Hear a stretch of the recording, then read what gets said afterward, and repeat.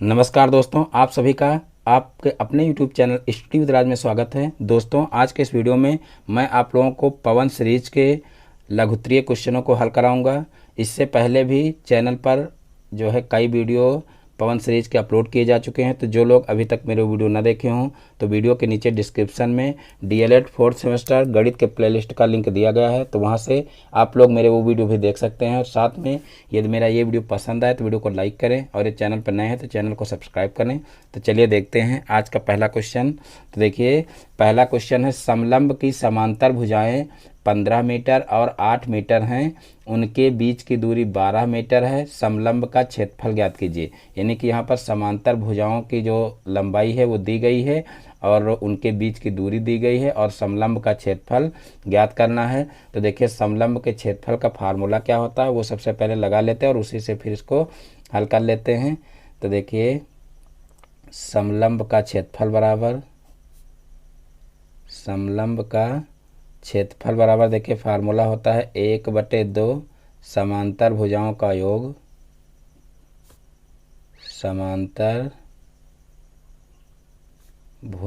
का योग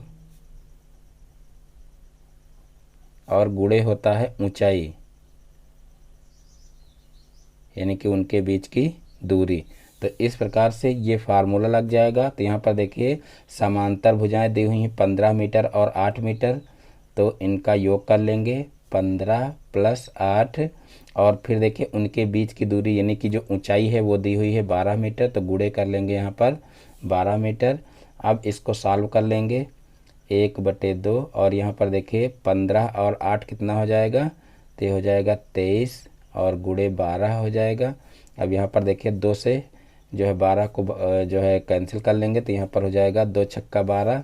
अब 6 का 23 से गुणा कर लेंगे, तो देखिए 6 × 3 = 18, 18 का 8 हो जाएगा, और 6 × 2 = 12, 1 13, यानी कि 138 यहाँ पर आ जाएगा। और देखिए क्षेत्रफल है इसलिए ये लिखा जाएगा वर्ग मीटर में, तो 138 वर्ग मीटर इसका जो उत्तर है वो आ जाएगा। तो इस प्रकार से ये क्वेश्चन आसानी से हल हो जाएगा। अब देखते हैं नेक्स्ट क्वेश्चन।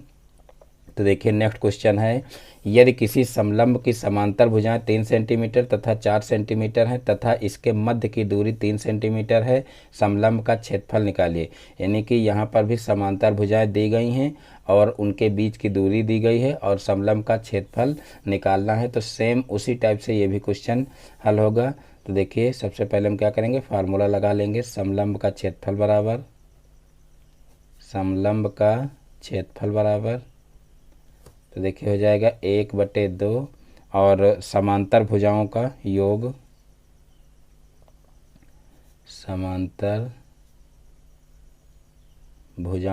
योग और गुणे हो जाएगा ऊंचाई। तो देखिए यहाँ पर समांतर भुजाएं क्या दी गई हैं, 3 सेंटीमीटर तथा 4 सेंटीमीटर। तो 3 और 4 को ऐड कर लेंगे और उसके बाद फिर ऊंचाई का उसमें गुणा कर देंगे। देखिए ऊंचाई कितनी दी गई है, 3 सेंटीमीटर, तो यहाँ पर 3 लिख लेंगे। अब देखिए इनको जोड़ लेंगे, 1/2 गुणे यहाँ पर हो जाएगा 4 × 3 = 7, और गुणे यहाँ पर हो जाएगा 3। अब 7 × 3 = 21 हो जाएगा, 21/2 हो जाएगा, यानी कि 21 का आधा कर लेंगे। तो देखिए 21 का आधा कितना हो जाएगा, 10.5। तो इस प्रकार से 10.5 वर्ग सेंटीमीटर जो है इसका क्षेत्रफल हो जाएगा। तो इस प्रकार से ये क्वेश्चन भी आसानी से हल हो जाएगा। अब देखते हैं नेक्स्ट क्वेश्चन। तो देखिए, नेक्स्ट क्वेश्चन है, उस वृत्त की परिधि निकालिए जिसकी त्रिज्या 21 सेंटीमीटर है। उस वृत्त की परिधि निकालिए जिसकी त्रिज्या 21 सेंटीमीटर है। यानी कि त्रिज्या दी हुई है और वृत्त की परिधि निकालना है। तो देखिए त्रिज्या दी हुई है 21 सेंटीमीटर। तो यहाँ पर देखिए वृत्त की परिधि का फार्मूला लगा देंगे, वृत्त की परिधि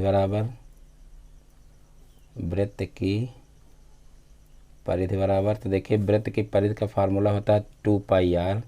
तो 2 × देखिए पाई का मान यहाँ पर रख देंगे, तो पाई का मान होता है 22/7, तो यहाँ पर 22/7 रख देंगे। और देखिए जो त्रिज्या है वो दी गई है 21, तो यहाँ पर 21 रख देंगे और फिर इसको सरल कर लेंगे। तो यहाँ पर देखिए 7 × 3 = 21 हो जाएगा, अब यहाँ पर देखिए जो है 22 दूना 44 हो जाएगा और 44 गुणे 3 कर लेंगे तो देखिए 3 चौक 12, 12 का 2 हो जाएगा, फिर 3 चौक 12 है 13, यानी कि 132 आ जाएगा। और परिधि है इसलिए इसको जो है सेंटीमीटर में ही लिखेंगे, क्षेत्रफल होता तो वर्ग सेंटीमीटर में लिखते। तो इस प्रकार से 132 सेंटीमीटर इसकी परिधि आ जाएगी। तो इस प्रकार से ये क्वेश्चन भी हल हो जाएगा। अब देखते हैं नेक्स्ट क्वेश्चन। तो देखिए नेक्स्ट क्वेश्चन है क्वेश्चन नंबर 4। यदि किसी वृत्त की परिधि 15.7 सेंटीमीटर है, उसका व्यास ज्ञात करें। यानी कि यहाँ पर परिधि दी हुई है और व्यास ज्ञात करना है। तो देखिए मान लीजिए कि परिधि सी हो और व्यास डी हो, तो यहाँ पर देखिए इसमें संबंध क्या हो जाएगा, परिधि बराबर पाई डी, यानी कि ये फार्मूला यहाँ पर बनेगा। क्योंकि देखिए वृत्त की परिधि बराबर 2 पाई आर होता है, तो 2 आर की जगह पर अगर डी रख देंगे, यानी कि जो व्यास होता है वो त्रिज्या का 2 गुना होता है, तो जो है 2 आर की जगह पर डी रखा जा सकता है। तो इस प्रकार से सी बराबर पाई डी हो जाएगा। तो यहाँ पर देखिए परिधि दी हुई है 15.7 सेंटीमीटर, तो इसकी जगह पर 15.7 सेंटीमीटर रख देंगे। लेकिन उससे पहले यहाँ पर देखिए व्यास ज्ञात करना है, तो यहाँ पर व्यास बराबर जो है वो फार्मूला लिख लेंगे, यानी कि डी बराबर इस पाई को इधर भेज देंगे तो सी अपान पाई हो जाएगा। अब यहाँ पर देखिए डी का जो है वो मान निकालना है, तो डी को ऐसे ही रखेंगे और सी यहाँ पर दिया हुआ है 15.7, तो यहाँ पर रख लेंगे और पाई का मान रख लेंगे। तो पाई का मान 22/7 होता है, तो यहाँ पर 22 को नीचे रखेंगे और जो 7 है वो ऊपर चला जाएगा गुणे के रूप में। और फिर इसको सॉल्व कर लेते हैं। तो देखिए सॉल्व करने पर ये कितना आएगा, यहाँ पर देखिए सबसे पहले हम क्या करेंगे, इसका इससे गुणा करेंगे और उसके बाद फिर 22 से जो है वो भाग करेंगे। तो यहाँ पर देखिए 7 सत्ता 49, 49 का 9 आ जाएगा और फिर 7 पचे 35 और 35 4 39, 39 का 9 आ जाएगा और उसके बाद फिर 7 एकम 7 और 7 3 10 आ जाएगा। यानी कि यहाँ पर देखिए एक अंक के बाद दशमलव लग जाएगा, तो 109.9 आ जाएगा। और बटे में हमको क्या करना है 22, यानी कि 22 से अभी इसको भाग करना है। तो देखिए कितनी बार ये जाएगा, तो देखिए 22 पंचे 110 आता है, यानी कि यहाँ पर अगर हम जो है 5 बार ले जाएं तो 22 पंचे 110 आता है। लेकिन यहाँ पर देखिए पॉइंट में एक संख्या कम है, क्योंकि यहाँ पर 109.9 दिया हुआ है, तो यहाँ पर पॉइंट में एक संख्या कम है, यानी कि यहाँ पर 5 के लगभग में आंसर आ जाएगा। यानी कि अगर पॉइंट में आप निकालना चाहें तो पॉइंट में भी निकाल सकते हैं, लेकिन 5 के लगभग में ये आंसर भी लिख सकते हैं 5 सेंटीमीटर।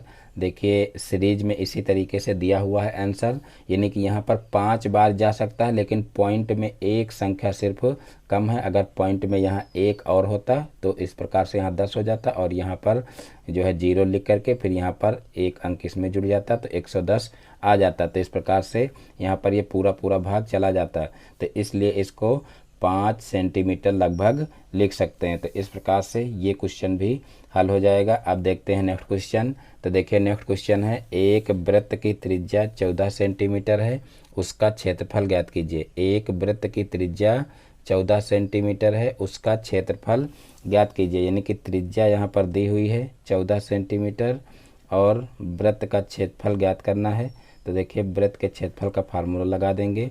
वृत्त का क्षेत्रफल बराबर, तो देखिए वृत्त के क्षेत्रफल का फार्मूला होता है पाई आर स्क्वायर। तो यहाँ पर पाई का मान हो जाएगा 22/7 और गुणे त्रिज्या दी हुई है 14, तो यहाँ पर 14 गुणे 14 कर देंगे। अब यहाँ पर इसको सरल कर लेंगे तो हो जाएगा देखिए 7 दूनी 14।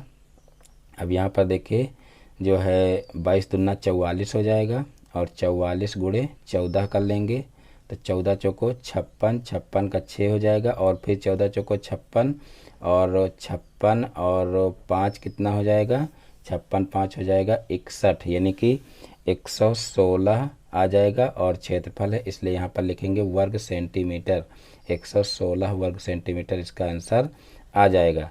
तो इस प्रकार से ये क्वेश्चन भी आसानी से हल हो जाएगा। अब देखते हैं नेक्स्ट क्वेश्चन। तो देखिए नेक्स्ट क्वेश्चन है, यदि किसी घास के मैदान में बंधी एक बकरी 10.5 मीटर दूरी तक चल सकती है तो आप ज्ञात कीजिए कि वह कितने क्षेत्रफल में चर सकती है। यदि किसी घास के मैदान में बंधी एक बकरी 10.5 मीटर दूरी तक चर सकती है तो आप ज्ञात कीजिए कि वह कितने क्षेत्रफल में चर सकती है। तो देखिए इसको कैसे सॉल्व करेंगे। यहाँ पर कहा गया है कि ए जो है किसी घास के मैदान में बंधी एक बकरी 10.5 मीटर की दूरी तक चर सकती है। यानी कि मान लीजिए कोई घास का मैदान है और उसमें एक बकरी बंधी हुई है और वो जो है 10.5 मीटर की दूरी तक चर सकती है। यानी कि मान लीजिए इस तरीके से वो चरेगी। मान लीजिए एक तरफ वो कितनी चर सकती है, 10.5 मीटर। और इसी तरीके से मान लीजिए यहाँ पर मान लीजिए खूंटी गड़ी हुई है और एक तरफ इस तरीके से 10.5 मीटर तक चल सकती है। तो इसी तरीके से इस खूंटी के सभी तरफ जो है 10.5 मीटर तक चल सकती है। तो इस तरीके से एक वृत्ताकार क्षेत्र बनेगा और जो ये होगी 10.5 मीटर, ये क्या होगी, ये उस वृत्त की त्रिज्या होगी। यानी कि यहाँ पर आर बराबर देखा जाए तो कितना हो जाएगा, 10.5 मीटर। और फिर कहा गया है तो आप ज्ञात कीजिए कि वह कितने क्षेत्रफल में चर सकते हैं। यानी कि इस जो चरे हुए भाग का है इसका क्षेत्रफल निकालना है। तो यहाँ पर लिख लीजिए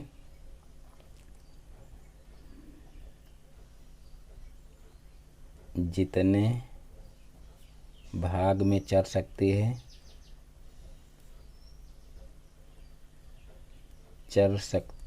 उसका क्षेत्रफल बराबर तो देखिए ये एक वृत्ताकार भाग होगा, इसलिए वृत्त का क्षेत्रफल क्या होता है, पाई आर स्क्वायर होता है। तो यहाँ पर पाई का मान हो जाएगा 22/7 और गुणे यहाँ पर देखिए 10.5 दिया हुआ, तो यहाँ पर 10.5 गुणे 10.5 हो जाएगा। यानी कि यहाँ पर जो है त्रिज्या का स्क्वायर दिया हुआ है। तो इस प्रकार से इसको सॉल्व कर लेंगे।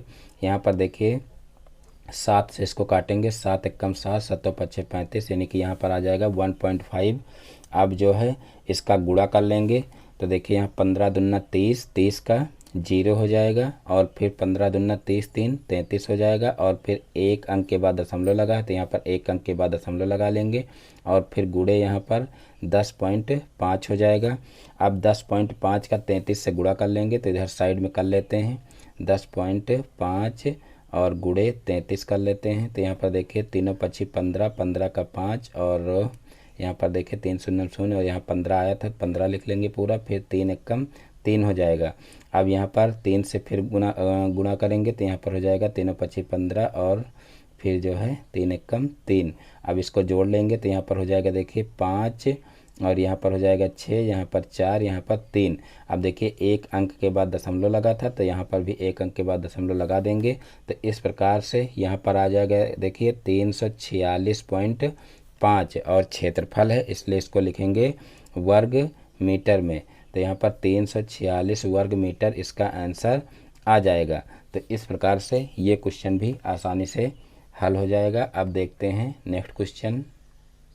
तो देखिए नेक्स्ट क्वेश्चन है, यदि किसी वृत्त का व्यास 14 डेसीमीटर है तो उसका क्षेत्रफल बताइए। यदि किसी वृत्त का व्यास 14 डेसीमीटर है तो उसका क्षेत्रफल बताइए। तो यहाँ पर देखिए व्यास जो है वो दिया हुआ है, यानी कि डी दिया हुआ है कितना, 14 डेसीमीटर, 14 डेसीमीटर।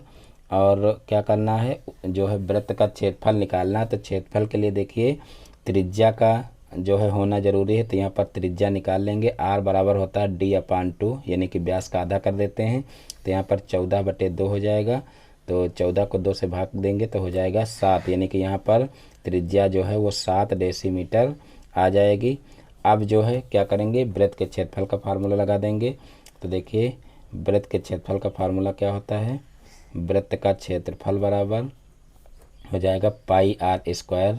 तो देखिए पाई का मान कितना होता है, 22/7 और फिर आर स्क्वायर का मतलब देखिए त्रिज्या 7 निकालें तो यहाँ पर 7 गुणे 7 हो जाएगा। अब एक 7 से 7 कैंसिल हो जाएगा। अब यहाँ पर एक 7 का 22 से गुणा कर लेंगे तो 7 दूनी 14, 14 का 4 हो जाएगा और 7 दूनी 14 एक 15, यानी कि 154 वर्ग डेसीमीटर इसका क्षेत्रफल हो जाएगा। देखिए डेसीमीटर में दिया हुआ इसलिए यहाँ पर वर्ग डेसीमीटर में इसका क्षेत्रफल आएगा। तो इस प्रकार से ये क्वेश्चन भी आसानी से हल हो जाएगा। अब देखते हैं नेक्स्ट क्वेश्चन। तो देखिए नेक्स्ट क्वेश्चन है कि सिद्ध कीजिए एक चक्रीय चतुर्भुज के कोण संपूरक होते हैं। सिद्ध कीजिए कि एक चक्रीय चतुर्भुज के कोण संपूरक होते हैं। ये क्वेश्चन सॉल्व करना है। तो यहाँ पर देखिए सबसे पहले हम क्या करेंगे कि एक वृत्त बना लेंगे, क्योंकि वृत्त के अंदर जो चतुर्भुज होता है वही चक्रीय चतुर्भुज कहलाता है। तो मान लीजिए ये एक वृत्त है और जिसका जो केंद्र है वो क्या है, ओ है। और फिर जो है यहाँ पर क्या कहा गया है कि जो है सिद्ध कीजिए कि एक चक्रीय चतुर्भुज के कोण संपूरक होते हैं। तो यहाँ पर ये मान लीजिए एक जो है वृत्त का केंद्र है ओ, और फिर यहाँ पर देखिए एक जो है चक्रीय चतुर्भुज बना लेंगे इस तरीके से। मान लीजिए ये क्या हो जाएगा, ये एक चक्रीय चतुर्भुज हो जाएगा। और फिर जो है यहाँ पर लिख लेंगे ज्ञात है। देखिए ज्ञात क्या क्या है यहाँ पर, तो देखिए ज्ञात है ओ केंद्र वाला वृत्त है एक, ओ केंद्र वाले वृत्त में, देखिए ओ केंद्र वाले वृत्त में ए बी सी डी एक चक्रीय चतुर्भुज है। ए बी सी डी यहाँ पर मान लीजिए ये ए हो जाएगा, ये बी हो जाएगा, ये सी हो जाएगा, ये डी हो जाएगा। तो ये हमें ज्ञात है कि ओ केंद्र वाले वृत्त में ए बी सी डी एक चक्रीय चतुर्भुज है, एक चक्रीय चतुर्भुज है। ये इतना ज्ञात है हमें। और देखिए हमें सिद्ध क्या करना है, तो देखिए सिद्ध करना है कि इसके जो सम्मुख कोण हैं वो क्या होंगे, संपूरक होंगे। यही कहा गया कि सिद्ध कीजिए कि चक्रीय चतुर्भुज के कोण जो होते हैं वो क्या होते हैं, संपूरक होते हैं। तो यहाँ पर देखिए जो इसके सम्मुख कोण हैं ये कोण इसके सम्मुख हो जाएगा, ये कोण इसके सम्मुख हो जाएगा। यानी कि यहाँ पर देखिए ये चीज़ सिद्ध करना है। यहाँ पर सबसे पहले लिख लीजिए सिद्ध करना है, सिद्ध करना है। तो देखिए सिद्ध क्या करना है, कोण ए बी सी, कोण ए बी सी प्लस कोण A D C, A D C बराबर हो जाएगा 180 डिग्री। यानी कि सम्मुख कोणों का योग 180 डिग्री होता है। ये हमको सिद्ध करना है। और फिर ये कोण एक ले लेंगे, कोण दूसरे नंबर पर ये फर्स्ट हो जाएगा और ये सेकंड हो जाएगा। कोण B B A D, B A D और प्लस कोण B C D, B C D बराबर 180 डिग्री। ये हमको सिद्ध करना है। तो हम यहाँ पर थोड़ी सी रचना कर लेते हैं। तो देखिए रचना क्या करनी है, इसमें रचना कर लेंगे, यानी कि ओ को ए से मिला लेंगे और इस ओ को सी से मिला लेंगे। तो यहाँ पर लिख लेंगे ओ ए और ओ सी को मिलाया, ये इतनी रचना कर लेंगे, मिलाया। अब जो है यहाँ पर उपपत्ति शुरू करेंगे, यानी कि सिद्ध करना है हमको उपपत्ति।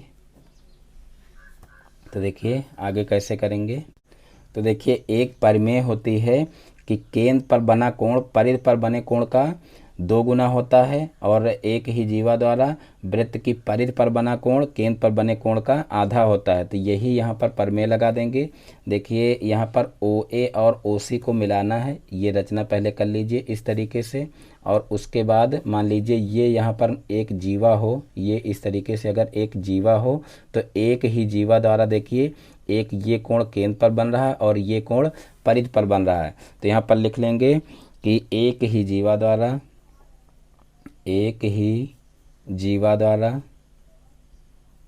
द्वारा केंद्र पर बना कोण, केंद्र पर बना कोण परिधि पर बने कोण का, परिधि पर बने कोण का,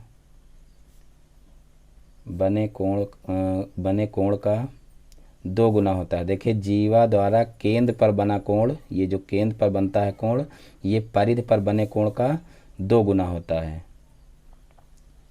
2 गुना होता है।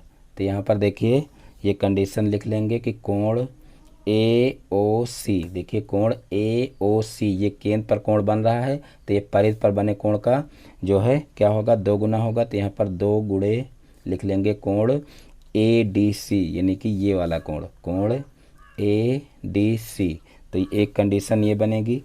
और इसी का उल्टा अगर कहा जाए, जो अभी बताए हैं कि जो परिधि पर बना कोण है वो केंद्र पर बने कोण का आधा होता है, तो यहाँ पर लिख लेंगे इसी प्रकार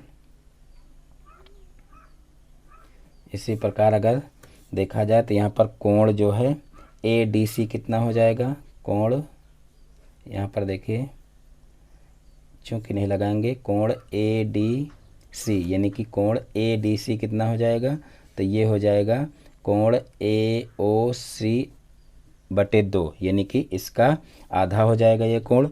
तो ये एक कंडीशन हो जाएगी।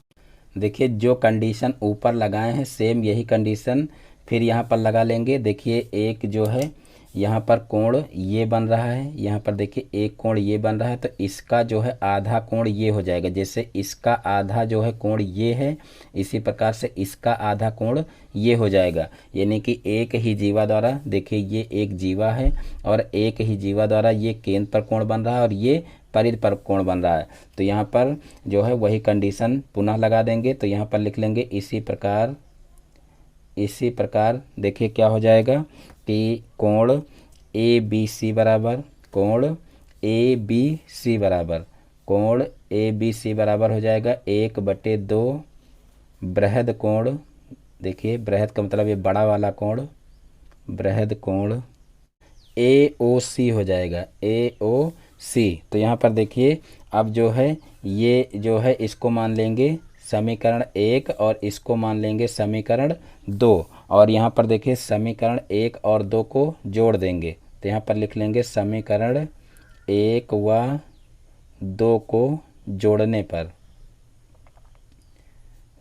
पर तो देखिए इन दोनों समीकरणों को जोड़ेंगे तो क्या हो जाएगा, कोण ए डी सी प्लस कोण ए बी सी हो जाएगा। और फिर देखिए दोनों में 1/2 है, क्योंकि यहाँ पर भी देखिए बटे में 2 है और यहाँ पर भी, तो यहाँ पर 1/2 कॉमन ले लेंगे और जो है ब्रैकेट में हो जाएगा देखिए जो है कोण ए ओ सी और प्लस बृहद कोण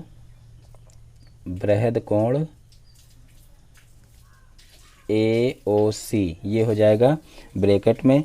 अब यहाँ पर देखिए हो जाएगा 1/2। अब देखिए कोण ए ओ सी का मतलब ये कोण हो जाएगा ए ओ सी, और बृहद कोण ए ओ सी का मतलब ये कोण हो जाएगा। तो इन दोनों को देखिए ये कोण और ये कोण दोनों जोड़ा गया है, तो क्या हो जाएगा, पूरा जो संपूर्ण कोण है वो हो जाएगा। यानी कि यहाँ पर इन दोनों कोणों का योग कितना होगा, 360 डिग्री होगा। तो इसकी जगह पर 360 डिग्री लिख लेंगे। तो इस प्रकार से यहाँ पर देखिए 360 का 2 से भाग कर देंगे तो कितना आ जाएगा, 180 डिग्री आ जाएगा। और देखिए 180 डिग्री जो है वो 2 समकोण के बराबर होता है। तो यही हमें सिद्ध करना था, यानी कि कोण ए डी सी, देखिए कौन सा कोण होगा, ए डी सी। यहाँ पर देखिए ए डी सी ये वाला कोण हो गया, और फिर कोण ए बी सी यानी कि ए बी सी ये वाला कोण हो गया। तो ये देखिए सम्मुख कोण हो गए। तो यहाँ पर सम्मुख कोणों का योग जो है समकोण, 2 समकोण के बराबर होता है, ये सिद्ध करना था, या संपूरक होता है ये सिद्ध करना था। तो यहाँ पर संपूरक हो गया क्योंकि दोनों का योग 180 डिग्री हो गया। तो यहाँ पर कोण ए डी सी प्लस कोण ए बी सी बराबर हो जाएगा 180 डिग्री, 180 डिग्री या 2 समकोण। तो इस प्रकार से ये क्वेश्चन भी हल हो जाएगा। अब देखते हैं नेक्स्ट क्वेश्चन। तो देखिए नेक्स्ट क्वेश्चन है, यदि किसी चतुर्भुज में ए बी सी डी वृत्त के भीतर बना है, यदि ए 75 डिग्री तथा बी 60 डिग्री, तो कोण सी और डी की माप ज्ञात कीजिए। यानी कि यहाँ पर कहा गया है कि मान लीजिए जो है किसी चतुर्भुज में ए बी सी डी वृत्त के भीतर बना है। इस तरीके से देखिए मान लीजिए ये एक वृत्त है और जो है कोई चतुर्भुज है, इस तरीके से बना हुआ है वृत्त के भीतर। तो ये ए हो जाएगा और ये बी हो जाएगा, ये सी हो जाएगा, ये डी हो जाएगा। तो कहा गया कि किसी चतुर्भुज में ए बी सी डी वृत्त के भीतर बना है और फिर यदि कोण ए 75 डिग्री, कोण ए जो है वो कितना है 75 डिग्री है, तथा कोण बी जो है वो कितना है 60 डिग्री है।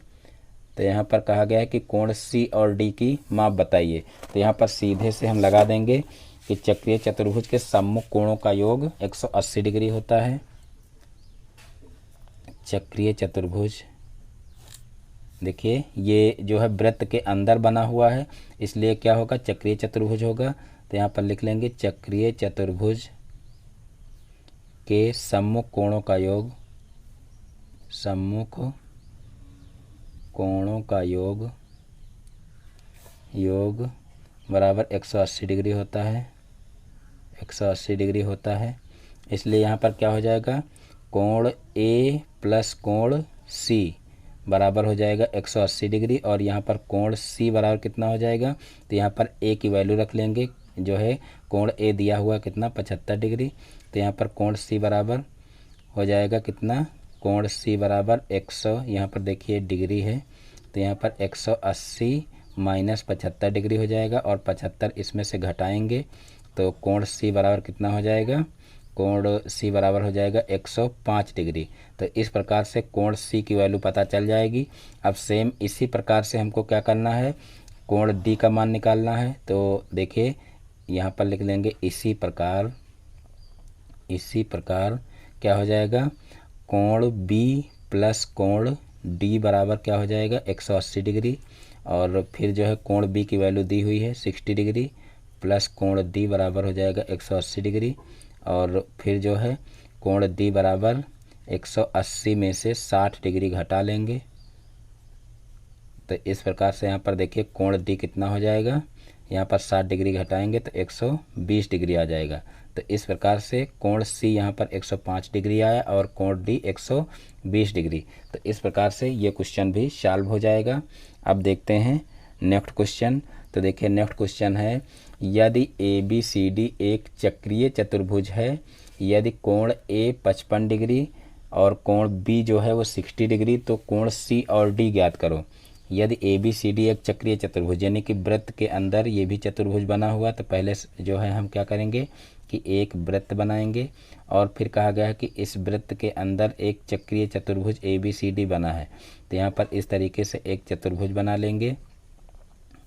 तो ये हो जाएगा चक्रीय चतुर्भुज, और फिर ये हो जाएगा ए, ये हो जाएगा बी, ये हो जाएगा सी, और ये हो जाएगा डी।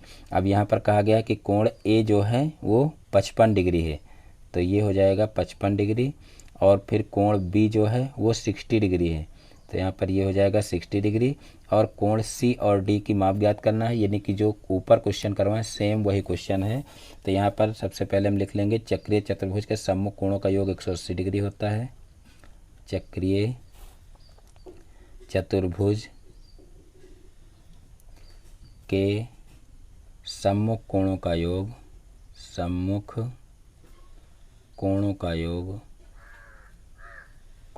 योग 180 डिग्री होता है, 180 डिग्री होता है। तो यहाँ पर देखिए कोण ए प्लस कोण सी हो जाएगा 180 डिग्री, और कोण ए दिया हुआ है 55 डिग्री दिया हुआ है, प्लस कोण सी बराबर हो जाएगा 180 डिग्री। अब कोण सी हमको निकालना है, तो यहाँ पर क्या करेंगे, कोण सी को इधर ही रखेंगे, और यहाँ पर 180 डिग्री माइनस 55 डिग्री हो जाएगा, और फिर जो है 180 में से 55 को घटाएंगे, तो यहाँ पर बचेगा देखिए कितना, यहाँ पर 80 में से 55 को घटाएंगे तो बचेगा 25, और फिर जो है यहाँ पर 100 बचेगा, तो यानी कि 125 डिग्री यहाँ पर आ जाएगा।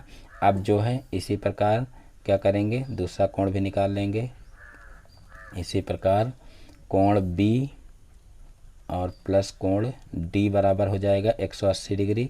तो यहाँ पर देखिए कोण बी हो जाएगा 60 डिग्री, और प्लस कोण डी बराबर 180 डिग्री। अब कोण डी को इधर रखेंगे और इसको 60 को उधर पक्षांतर कर लेंगे, तो 180 माइनस 60 डिग्री हो जाएगा, और कोण डी बराबर हो जाएगा 120 डिग्री। तो इस प्रकार से ये दोनों कोण आसानी से निकल आएंगे। तो इस प्रकार से ये क्वेश्चन भी आसानी से हल हो जाएगा। तो इस प्रकार से आज के सारे क्वेश्चन समाप्त होते हैं। मैं उम्मीद करता हूँ कि आज के सारे क्वेश्चन आप लोगों को बहुत ही अच्छे से समझ में आ गए होंगे। दोस्तों यदि हमारा वीडियो पसंद आया तो वीडियो को लाइक करें, और इस चैनल पर नए हैं तो चैनल को सब्सक्राइब करें और बेल आइकन को भी प्रेस कर लें, जिससे हमारे आगे आने वाले वीडियो का नोटिफिकेशन आपके मोबाइल पर सबसे पहले पहुंचे। फिर मिलते हैं अपने नेक्स्ट वीडियो में एक नए टॉपिक के साथ में।